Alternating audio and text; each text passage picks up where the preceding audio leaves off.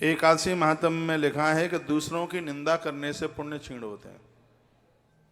सैकड़ों गायों का गोदान भी करोगे तो भी पुण्य समाप्त हो जाएंगे। परस्व निंदा, किसी की निंदा करने से। यदि किसी की भलाई नहीं होती है तो किसी की बुराई तो ना करे। परस्व निंदाम पैशुन्यम, चुगली, पैशुन पैशुन चुगल, चुगली करने से पुण्य क्षीण होते हैं। इसको महापातकों में इसको लिया गया। तो वर्णन किया गया है कि यदि किसी की निंदा की गई है, चुगली की गई है, ऐसे पाप भी एकादशी के व्रत के द्वारा समाप्त हो जाते हैं। लेकिन ऐसा तो है नहीं कि खूब चुगली करो और 11 का व्रत कर लो। तो अनजान में, अनभिज्ञता में जो ऐसे अपराध हुए हैं, एकादशी के व्रत के द्वारा वह पाप भी समाप्त हो जाते हैं। तो देखो कितना बड़ा फायदा है इसमें, तो बहुत बड़ा आनंद है। बहुत कम बहुएं होंगी ऐसी जो सासू मां को चुगली करने में उसको आनंद ना आता हो, और डुकरियां भी बहुत कम हैं जिनको बहुओं की बुराई करने में श्वास लेने की भी शायद जरूरत पड़ती हो। खैर आप में तो ऐसी कोई नहीं है। फिर भी मुझे 20 महीने कोरोना काल में बहुत आगे शिकायत करती रही। अब ये ना सोच लें बहन का हमारी डुकरिया गई थी, यही तो शिकायत करके नहीं आई।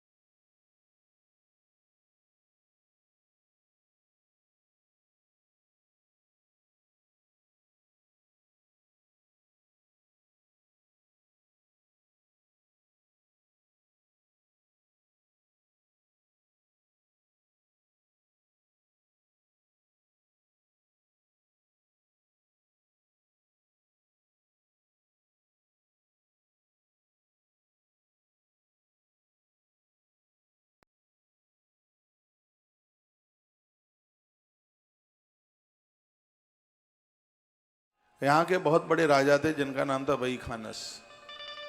बड़े अच्छे राजा थे, गोविंद के भक्त थे, कृष्ण के भक्त थे। वह कृष्ण भगवान ने कथा युधिष्ठिर को भी सुनाई है। एक दिन की बात थी, उनको स्वप्न में उनके पिताजी रोते हुए दिखे।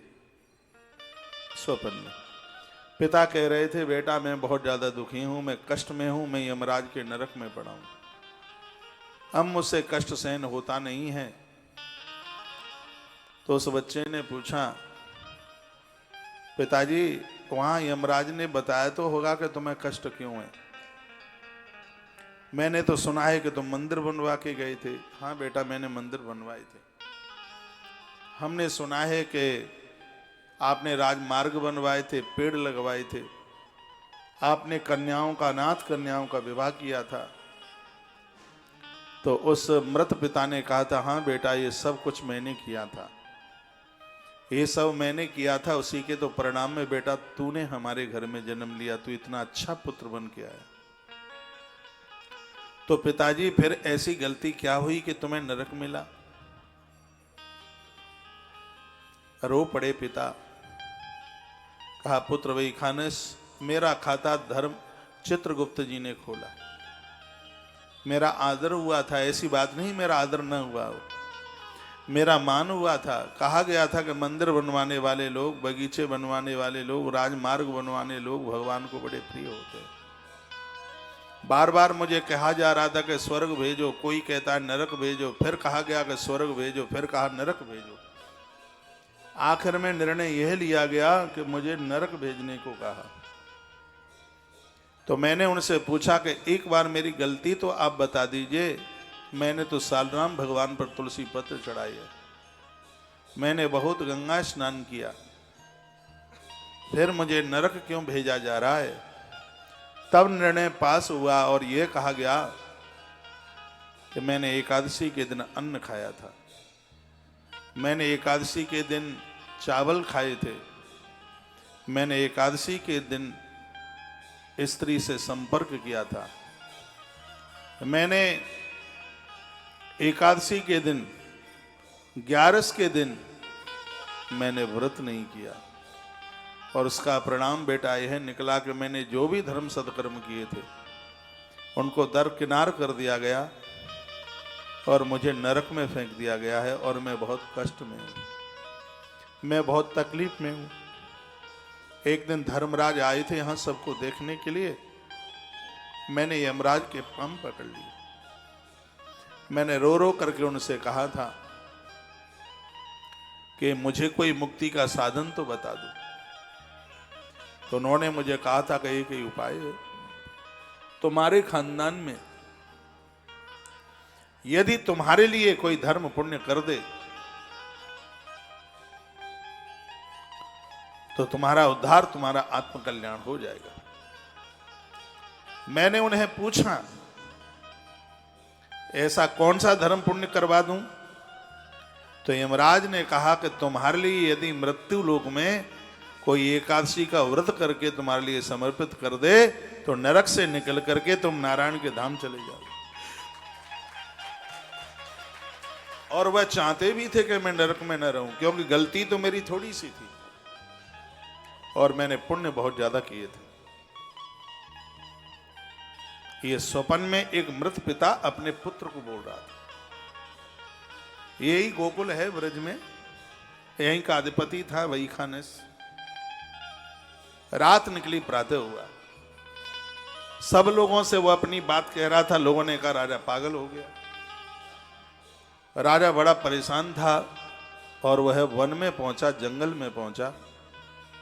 उसको एक महात्मा मिल गए जिस ऋषि का नाम था महात्मा पर्वत मुनि। नदी के किनारे बैठे थे, उनके चरण पकड़ लिए।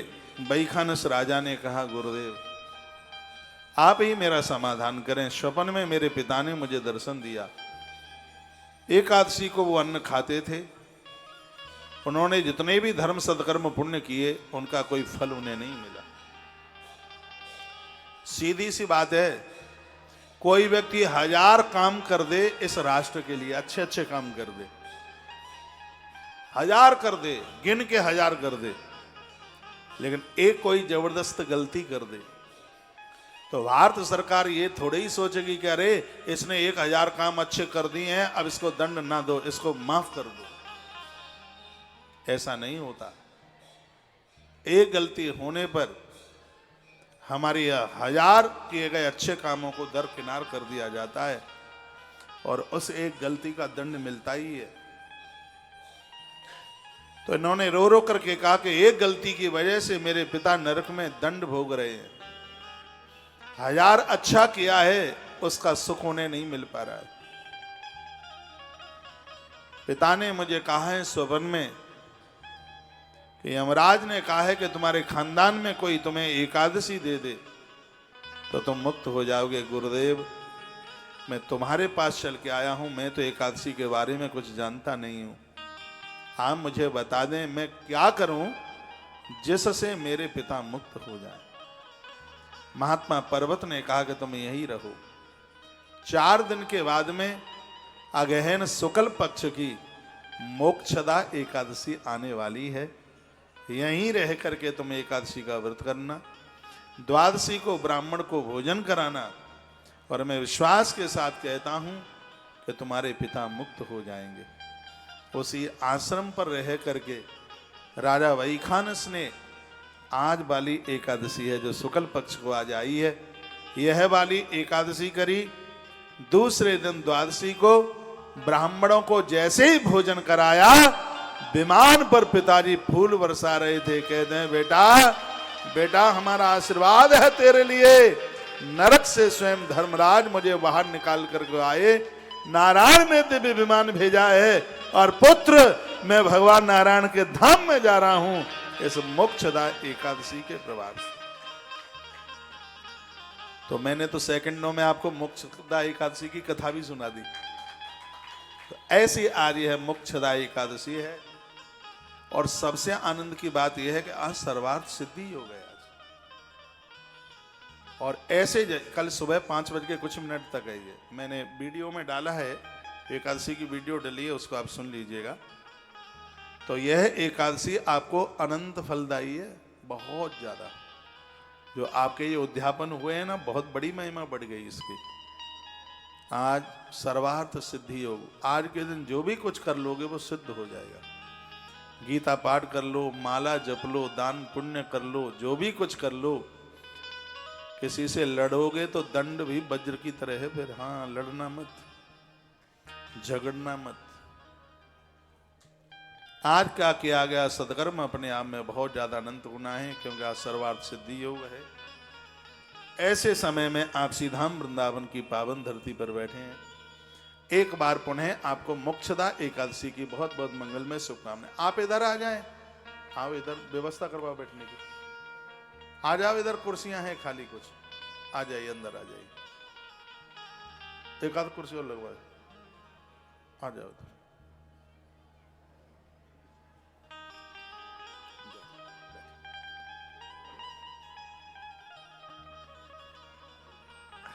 और कैसे हैं भैया? अच्छा,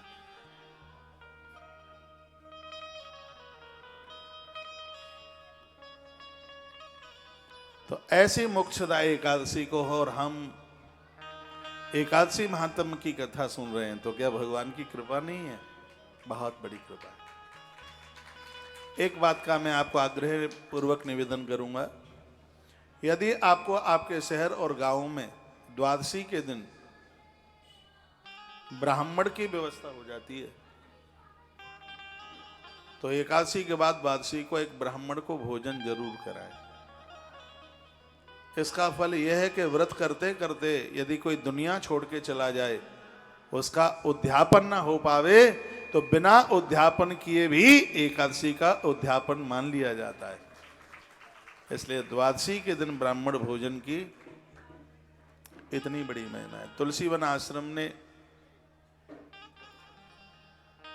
इसी के लिए एक बड़ी दिव्य सेवा इसीलिए चलाई कि ब्राह्मण की व्यवस्था हो नहीं पाती है, घर में ये सब चल नहीं पाता, तो तुलसीवन आश्रम हर द्वादशी को, हर अमावस्या को, हर पूर्णमासी को दिव्य भंडारा भक्तों की तरफ से एक छोटी सी सहयोग राशि लेकर अमावस्या महीने में एक पड़ती है, पूर्णमासी एक पड़ती है, तो 2 ये हो गए और 2 हो गई द्वादशी।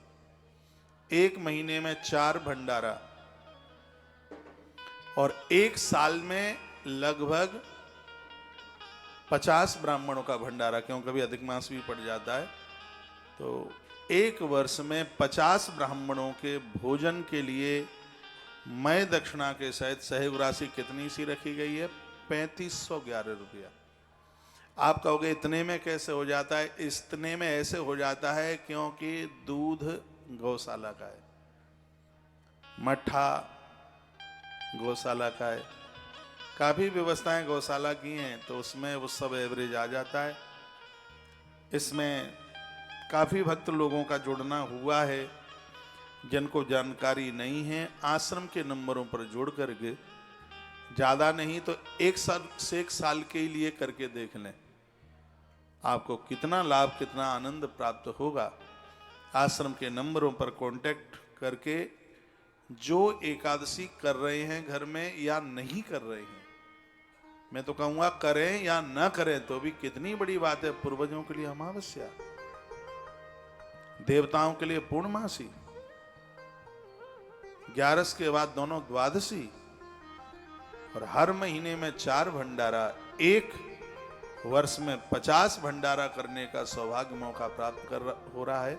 घर में करके देख लेना कितना हो जाएगा 3500 रुपए में, कल्पना ही नहीं की जा सकती। 20-20 रुपया दक्षिणा हो रहे इसी में ही, उतने ही पैसे में, लेकिन यहाँ ये हो रहा है भगवान की कृपा से। आप यहाँ चल करके आए हैं, भले ही आपने आज उद्यापन करा दिया है। तुलसी वृक्ष न जानिए गायन समझो ढोर, ब्राह्मण मनुजन होत है ये तीनों नंद किशोर। ये तो साक्षात भगवत रूप है।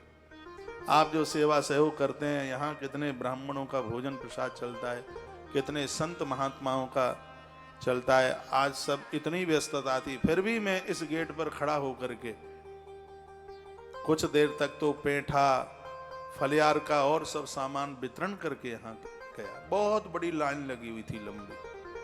परिक्रमा मार्ग में आज बसने का ये तो बहुत बड़ा आनंद है।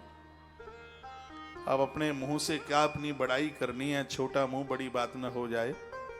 अब तो सब बाहर निकल रहे हैं, लेकिन उस समय ऐसी स्थितियां, इस पोजीशन थी, सबको डर था कोरोना चल रहा है, मर के ऊपर ना चले जाएं। हमने तो कहा मरेंगे भी तो मौत भी हमारा श्रृंगार बन जाएगी। 10-10 घंटे तक इस सड़क पर खड़े रहते थे सेवा कार्य में। तुलसी वन आश्रमण कार्यों के साथ में सबसे पहली पहल थी इस पूरे वृंदावन में तुलसी वन आश्रम की पहला भंडारा था। इस वृंदावन घर घर में, आश्रम आश्रम में राशन किटें पहुंचाई। 14 ट्रक मायना रखता है राशन का। मुंह से बोल देना करना बहुत बड़ा अंतर होता है। और आश्रम ने ये सब किया। एक कोई बहन पीछे कॉलोनी है, कहा महाराज जी 3 महीना हो गए, पति को तो काम नहीं है, घर में चूल्हा सुलगता नहीं है, पहनने को वस्त्र नहीं है। एक ही दिन में 1350 साड़ियां बांटी थी, एक बहन की एक छोटी सी आवाज के ऊपर उस टाइम। तो ये सब कार्य आश्रम के माध्यम से, ये हमारी धमनियों में आज इतने काम थे, लेकिन मेरा श्री कृष्ण गोविंद हरे मुरारे,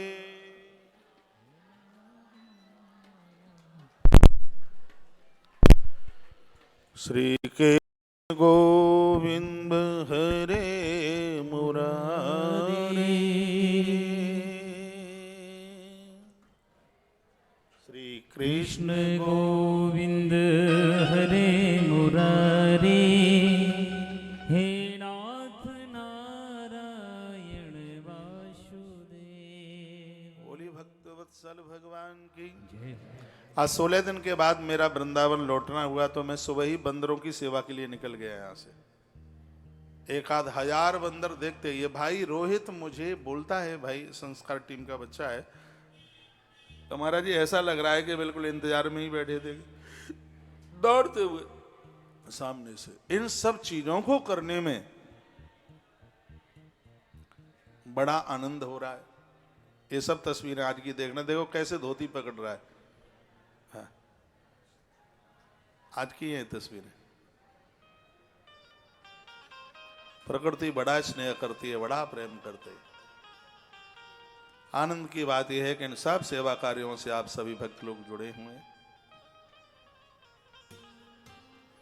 तुलसी तपोवन गौशाला की गायों की समृद्धता आपने देखी है। गुड़ के लिए रस्सियां गैया तोड़ती हैं, लेकिन इस गौशाला में वो तो छकी हुई होती हैं। आप खिलाओगे तो इंतजार कर लो कब कितनी देर में खाएगी। बस ये आनंद है यहाँ। आज हजारों की संख्या में गैया है, लाखों की संख्या में भी जिस दिन गैया होगी, मेरे लिए वो दिन बहुत बड़ा होगा। लेकिन सेवाओं में समझौता नहीं, सेवाएं ऐसी ही होंगी। इन सभी सेवा कार्यों के साथ आप जरूर जुड़ के रहना। 1 वर्ष के लिए है कर लो 3511 रुपए का सहयोग। 1 वर्ष का ये द्वादशी पूर्णमासी अमावस्या भंडारा आपके परिवार की तरफ से यह हो जाएगा। देख लेना, ठीक लगेगा आपको, बढ़िया लगेगा। अभी मुझे कहना पड़ रहा है, साल के बाद आपका फोन आएगा और आप कहेंगे कि हमारा नामांकन कर लीजिए। द्वादशी का भारी महत्व है। पता नहीं, जिंदगी का पता नहीं है कौन कर पाए, बाद में हुआ कि नहीं हुआ। एकादशी का जो व्रत करते हैं वह वर्ष में होने वाले, इसका नाम ही हमने द्वादशी भंडारा रखा है। इसके साथ जुड़ करके यह आनंद लाभ प्राप्त कर लें। आप तो सब गौशाला में थे, आप दिन में, मैं आपके बीच में से छिपके से थोड़ी देर के लिए आश्रम आया। अचक से आपको तो बोल के आ गया था कि मैं थोड़ा इधर पीछे जा रहा हूँ। किसी ने कह दिया इधर कहाँ जा रहे हैं, मैंने कहा थोड़ा सा मैं मठ की तरफ जा रहा हूँ। तो तुलसी तपोवन मठ तो आपने नहीं देखा होगा, देखा है आपने? किसी ने बताया हो, बिल्कुल हाईवे पर 100 फीटा रोड पर ऊंची सी बिल्डिंग बन रही है। 5 छतें डल गई हैं, उसमें 2 अभी बकाया हैं। आशीर्वाद दीजिए, भगवान कृपा करें, 1000 से ज्यादा ही कमरा बने, कम ना रहे। छोटी सी जगह है, अभी तो घुटकुनिया सी है, लेकिन अभी ये बन के तैयार हो जाएगा। रहना करना भोजन पानी सब कुछ वहीं होगा, तब आनंद होगा बहुत ज्यादा। ये तस्वीरें आप देख रहे हैं। तो यहाँ 1 बजे तक सत्संग टीवी पर कार्यक्रम चल रहा था, वो रोज ही चलता है। तो मैंने कहा आज एकादशी है, थोड़ी अपनी बात आप भक्तों के पास तक पहुंचा दूं। उधर मैंने देखा कि सब खाली हो रहा था भूसा गोदाम। मन माना नहीं, मैंने माइक लेकर के कहा भैया इस समय थोड़ी दिक्कत आ रही है, आपने मेरी बहुत बातें मानी है। 20 महीने से आप तो बहुत कंटिन्यू लगातार आप जुड़े हुए हैं, तो इतना और कर दीजिए कि इस समय भूसा इतना महंगा हो गया है। और जो भूसा हम 600 रुपया कुंटल ले रहे थे, वो 1250 रुपया कुंटल हो गया। भूसा गोदाम बहुत बड़े बड़े हैं, लेकिन गौवंश बढ़ रहा है। तो इसमें आप 1 कुंटल, 4 कुंटल, 5 कुंटल, 4 कुंटल का सहयोग में आज ही बोल के गया था यहाँ 5000 रुपया। और भक्तों ने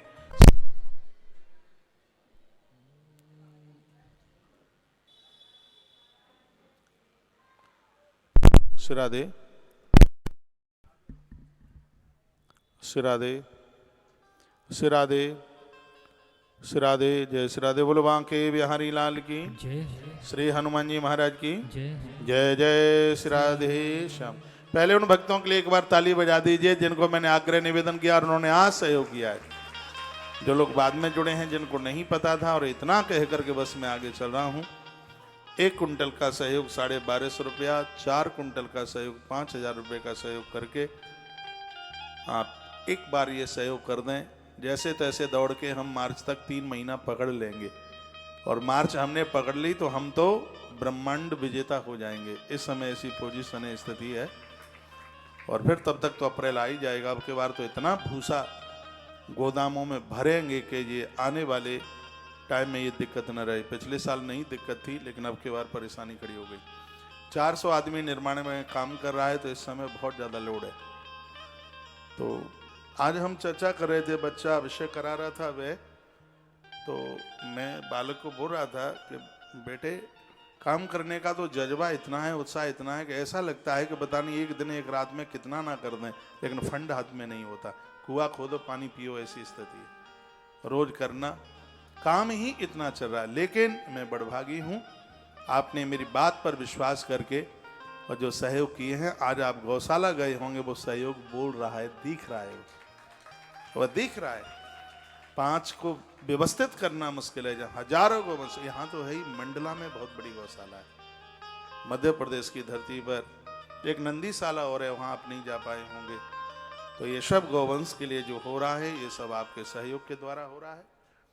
तो इस कार्य में आप जरूर जुड़िएगा। आज 11 से है, अपनी एकादशी को सार्थक कर लीजिएगा, बढ़िया कर लीजिएगा। जो बने आप अवश्य में करना। और मैं जयकारा लगा रहा हूँ, नहीं तो आप कहेंगे अनाउंस ही हो रहा है, कथा तो हो नहीं रही। मुझे ये भी चिंता की बात रहती है, मैं आगे चल रहा हूँ। बोलिए बांके बिहारी लाल की जय श्री हनुमान जी महाराज की जय जय। जय श्री राधे, जय जय श्री राधे, जय जय श्री राधे।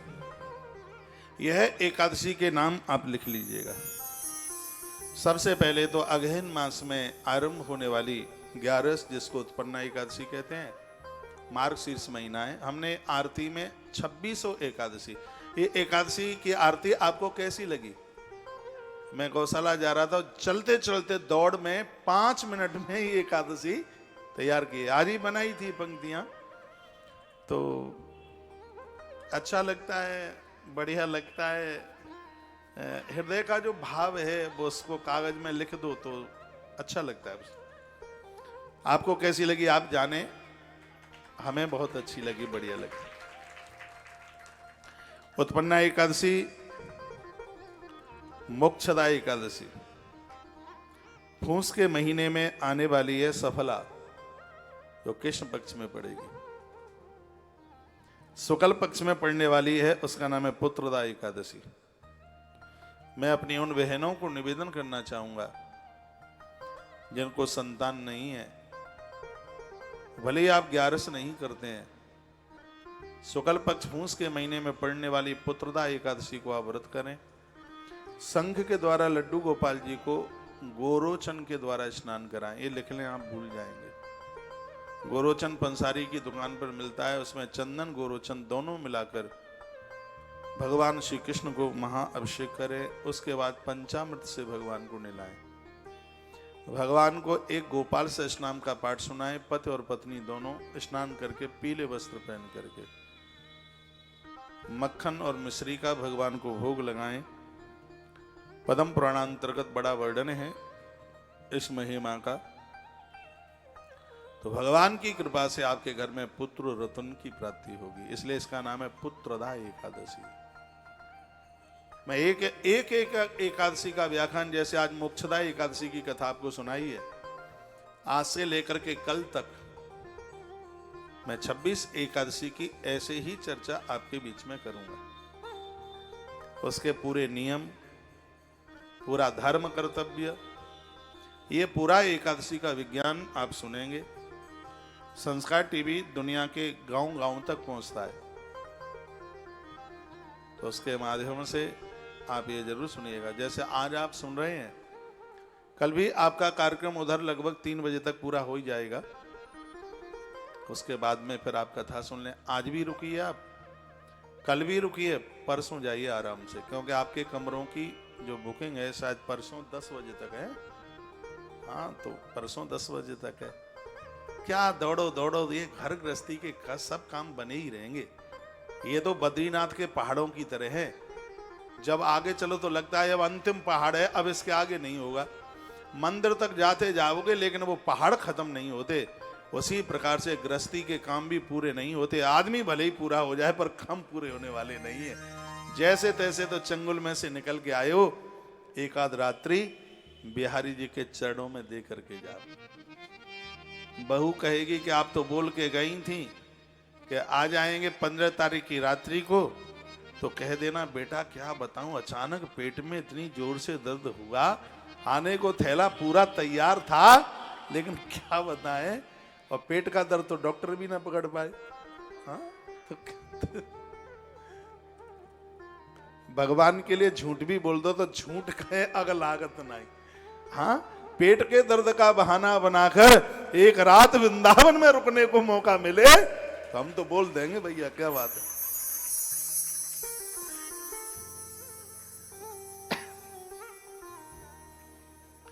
तो कौन सी एकादशी बोल दी मैंने? पुत्रदा एकादशी माघ मास में पड़ती है। हाँ, माघ मास अद्भुत महीना है। माघ का महीना सट तिला है उसका नाम, जिसमें तिल की टिक्की खाने का बड़ा महत्व है और पेठा खाने की बड़ी महिमा है। मैं भी आपके बीच में से थोड़ा सा मुंह में पेठा डाल करके चला था वहां से। पेठा, यही आगरे वाला पेठा, अरे पूरा आगरा प्रसिद्ध कर दिया पेठे ने, कि पता नहीं आगरे ने पेठे को प्रसिद्ध कर दिया, वो जाने पेठे का नाम पूरी दुनिया में। जया एकादशी माघ में ही पड़ती है, विजया एकादशी फाल्गुन में, और आंवल एकादशी। आंवल एकादशी आंवले के पेड़ के नीचे बैठ करके कथा सुनी जाए तो 26 ग्यारस का पुण्य दे देती है, ऐसा नारद पुराण में लिखा है। अभी कुछ नारद पुराण की चर्चाएं बातें मैं आपके बीच में करूंगा। उसके तत्पश्चात है पाप मोचनी एकादशी, चैत्र में पड़ती है कृष्ण पक्ष में, और उसके बाद में कामदा एकादशी, ये भी चैत्र में। हमारे यहाँ एक गैया ने बछिया डाली थी, उसका हमने नाम कामदा ही रख दिया। वो ग्यारस जैसी लगती है, उसका मूड़ा भी एकादशी मैये ही जैसा है, कामदा। ये चैत्र के शुक्ल पक्ष में पड़ती है। बैसाख कृष्ण पक्ष में पड़ती है वरुथिनी एकादशी। बैसाख के शुक्ल पक्ष में है मोहिनी एकादशी। ज्येष्ठ में अचला और ज्येष्ठ शुक्ल पक्ष में निर्जला एकादशी। आषाढ़ मास में योगिनी और शुक्ल पक्ष में है देवशयनी एकादशी। श्रावण के कृष्ण पक्ष में है कामदा और श्रावण के शुक्ल पक्ष में पुत्रदा। एक वर्ष में 2 पुत्रदा पड़ती हैं, लेकिन पुत्र प्राप्ति के लिए सबसे बड़ी एकादशी फूस के महीने की है। भादव में भी 2 पड़ती हैं, कृष्ण पक्ष में जया है और उसके शुक्ल पक्ष में है, हाँ, इसको पद्मा, विजया, इन नामों से जाना जाता है। आश्विनी क्वार के महीने में है इंदिरा और शुक्ल पक्ष में है पापंकुशा एकादशी, और कार्तिक के कृष्ण पक्ष में पड़ती है रंभा, कार्तिक के शुक्ल पक्ष में है हरि प्रबोधनी एकादशी। इस प्रकार से फिर अधिक मास की 2 एकादशियां और हैं, पुरुषोत्तम मास की, हाँ, एक इसमें बड़ा अद्भुत है ये एकादशी, परमा, पद्मा, ये एकादशी बड़ी अद्भुत एकादशी है। एक बार जयकारा लगाइए, बोलिए एकादशी मैया की जय। श्री हनुमंत बलवंत महाराज की जय। आज के आनंद की जय। जय जय श्री राधे जय जय। चावल नहीं खाया जाता, ये तो आप सबको पता है। समा का चावल इसमें लिया जाता है, कुटू लेने का उसमें विधान है। सिंघाड़े की भी चीजें आप ले सकते हैं। कोई भी आप व्रत करते हैं उसमें फल और दूध की महिमा बहुत ज्यादा है। उस एकादशी की और ज्यादा महिमा बढ़ जाती है। कोई भी व्रत हो जिसमें नमक छोड़ दिया जावे, फलार वाला भी और वो भी, तो उस व्रत की महिमा बहुत गुना बढ़ जाती है। नमक ना लिया जावे, फलार भी है तो थोड़ा मिठाई ले ले। जीव यदि मान जाए, यदि वो समझाने पर समझ जाए, समझती कम है, चटपटा चटपटा उसको चाहिए,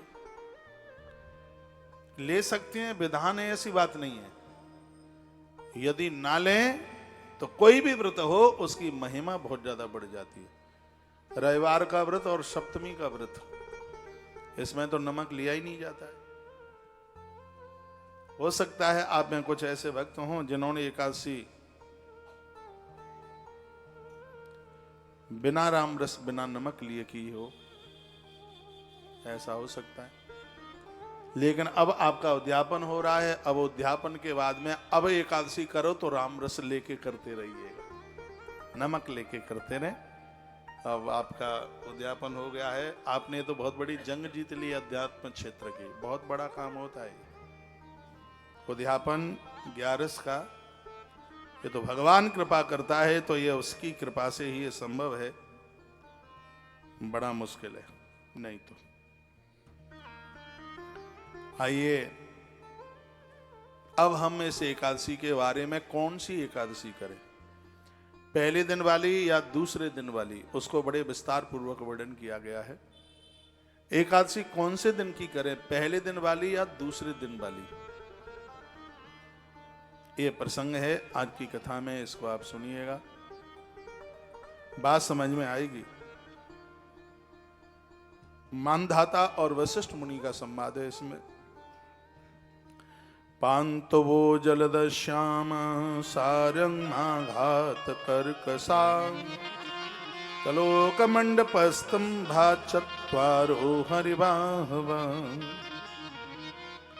हम और आप उस भगवान को वंदन प्रणाम करते हैं जो 14 भुवन और 3 लोकों के नाथ है, जो सबको सनात कर रहे हैं। उनके चरणों में हमारा और आप सबका वंदन है। एक बार की बात थी, मानधाता राजा ने गुरुदेव वशिष्ठ को पूछा था, गुरुदेव बताइए ऐसी कौन सी अग्नि है जो सूखे और गीले को दोनों को जला देती है। ये प्रश्न किया था कि ऐसी कौन सी अग्नि है जो सूखे को और गीले को दोनों को जला करके राख कर देती है। सुनिए, तो गुरुदेव वशिष्ठ बोले, हे राजन सुनो, जिस अग्नि से सूखा और गीला सब कुछ दग्ध हो जाता है, जल जाता है, वह है जो मनुष्य भगवान विष्णु की पावन तिथि है, जिसको कहते हैं एकादशी तिथि, जिसको कहते हैं हरिवासर। हरिवासर यानी यह दिन स्वयं नारायण का दिन है। भगवान को इस दिन से मलूक कोई दिन नहीं लगता। इसी ग्रंथ में वर्णन है कि जिस दिन जिस घर में एक भी कोई व्यक्ति एकादशी का व्रत करता है तो भगवान बैकुंठ लोक से एक रूप से उस व्यक्ति के घर में आकर के वास करते हैं, जिस घर में कोई भी एकादशी का व्रत कर रहा हो। यह गुरुदेव वशिष्ठ बता रहे हैं। गुरुदेव वशिष्ठ ने कहा, राजन मानधाता, जो एकादशी को उपवास करता है, भगवान नारायण की पूजा करता है, तो गीला और सूखे का मतलब गैया को निकल जाने दो। जय हो मां। गोपाल, मेहमान आया है, अपने आप ले जाओ।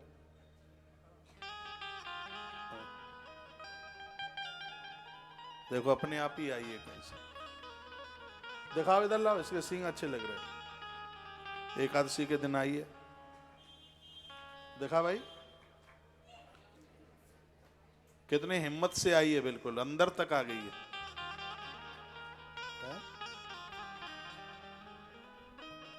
अपनी गौशाला की बाहर से आई, बाहर से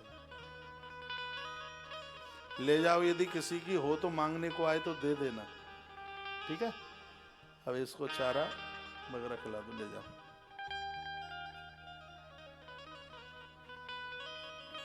बोलो बांके बिहारी लाल की जय श्री हनुमान जी महाराज की जय जय जय श्री राधे, जय जय श्री राधे, जय जय श्री राधे।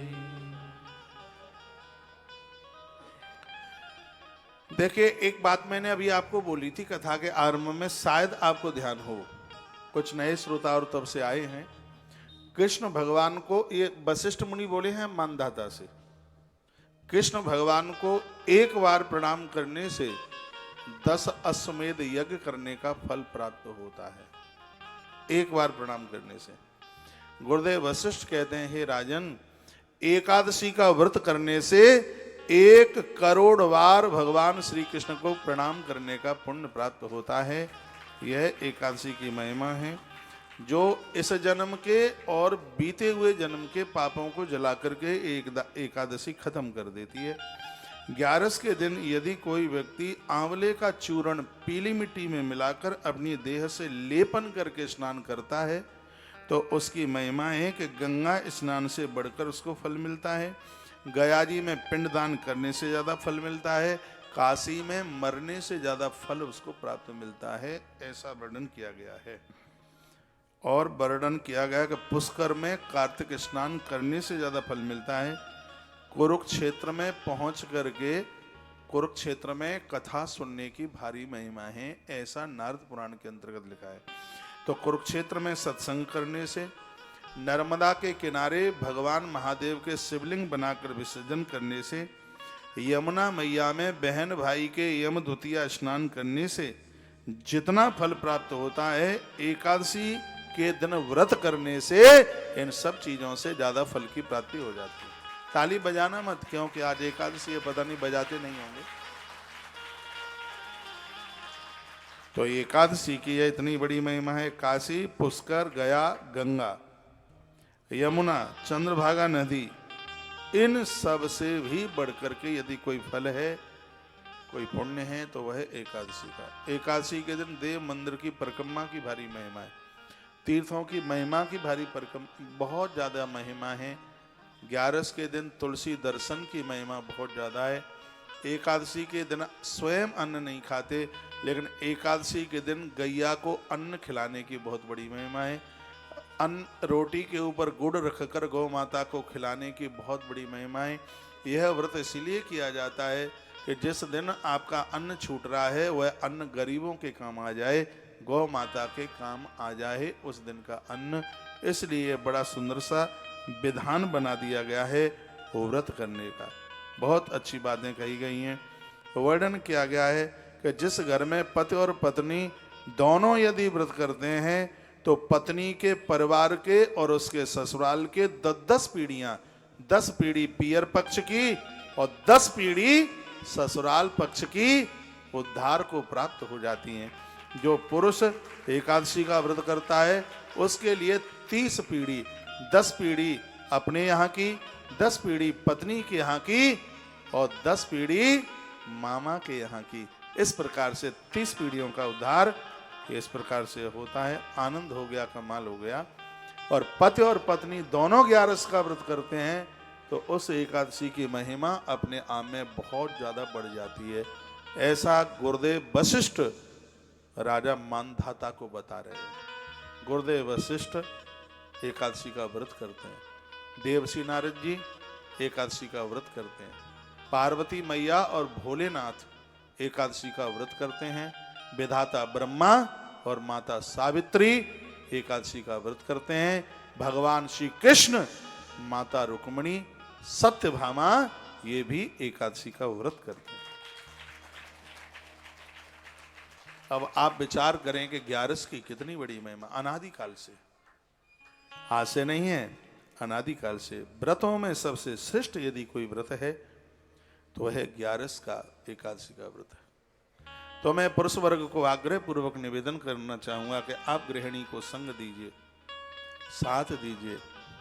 कुछ समय के लिए आप भी एकादशी का व्रत करें, तो उस व्रत की और महिमा अपने आप में ज्यादा